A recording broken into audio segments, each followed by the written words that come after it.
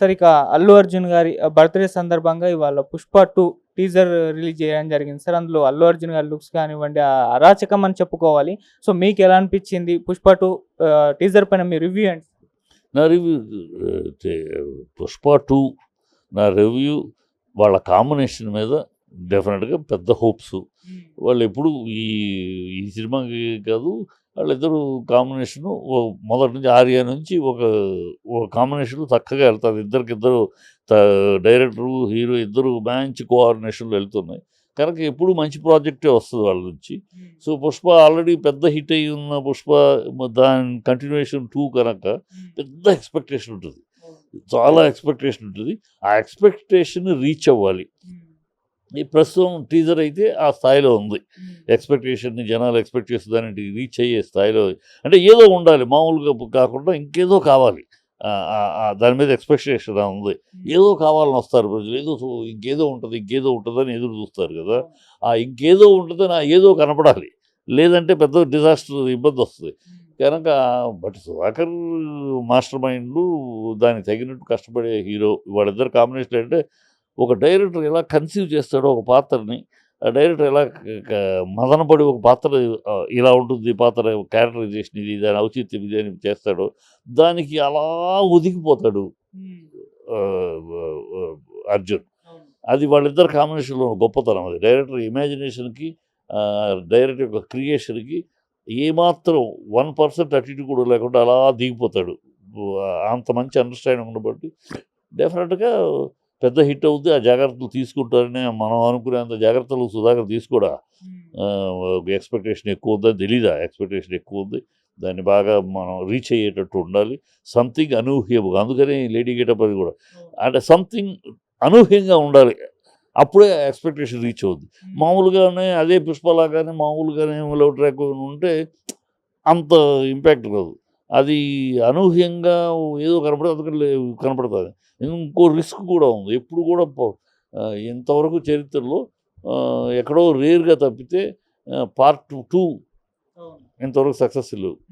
Part 1 అయిన hit next part 2 తగ్గటమే తగ్గితే పెరగటం లేదు. ఇంతవరకు లేదు. ఇది ఆ రికార్డు ఇది బ్రేక్ చేస్తుందో చూద్దాం. బ్రేక్ అంటే పార్ట్ 2 అనగానే వాళ్ళ ఇదే కారణాలు. పార్ట్ 1 బ్రహ్మాండంగా చూసారు. దాని మించి ఏదో ఉంటుందని ఎక్స్‌పెక్టేషన్ చేస్తారు. దాని మించి కాకుండా దానిలాగానే ఉంటే యావరేజ్ అవుద్ది.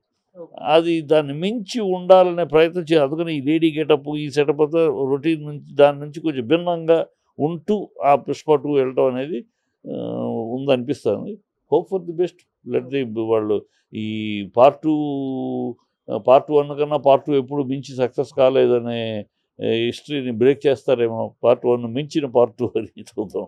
సార్ అంటే 1000 కోట్లు కలెక్ట్ చేస్తుందన్న ఎక్స్‌పెక్టేషన్స్ కూడా పెట్టేసుకున్నారు సార్. 'పుష్ప' క్రియేట్ చేసిన ఇంపాక్ట్ అది. మరి 'బాహుబలి', 'ట్రిపుల్ ఆర్' తర్వాత 1000 కోట్ల లిస్ట్‌లో ఈ సినిమా చేరుతుందనుకోవచ్చా? ఇప్పుడు 'బాహుబలిలు', 'ఆర్ఆర్‌లు' అయ్యంతా ఒక రేంజ్ అమ్మా. ఒక రేంజ్.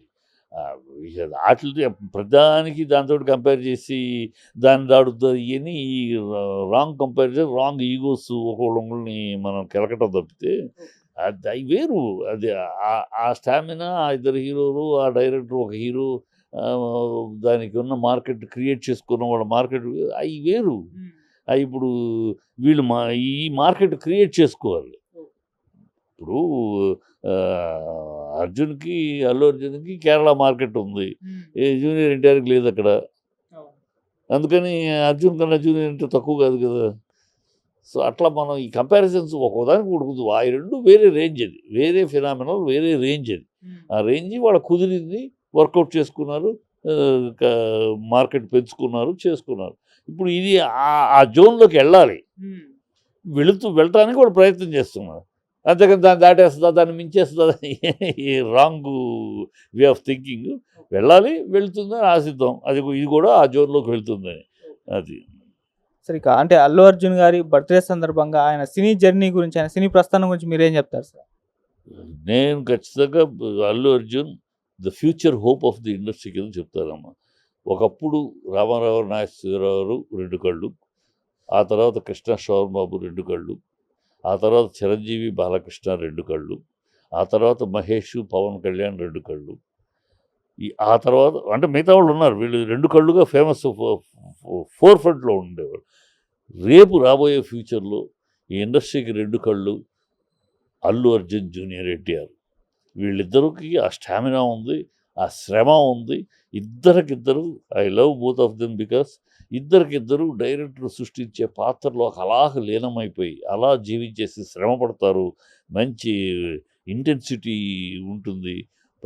క్యారెక్టర్లకు దూరిపోయి పనిచేయాలనే సిన్సియరిటీ అండ్ సీరియస్నెస్, ఆ ఎఫర్టు ఆ సినిమాలో కనపడుతుంది. సినిమాలో ఒకటి పెద్ద హిట్ అవుట్ ఒకటి మామూలు, బట్ ఆ హీరోగా వాళ్ళు చేస్తున్న ఆ వాళ్ళ ఇది కనపడుతుంది, స్ట్రెయిన్ కనపడుతుంది, కష్టపడటం కనపడుతుంది, ఏమంటే ఎనర్జీ కనపడుతుంది.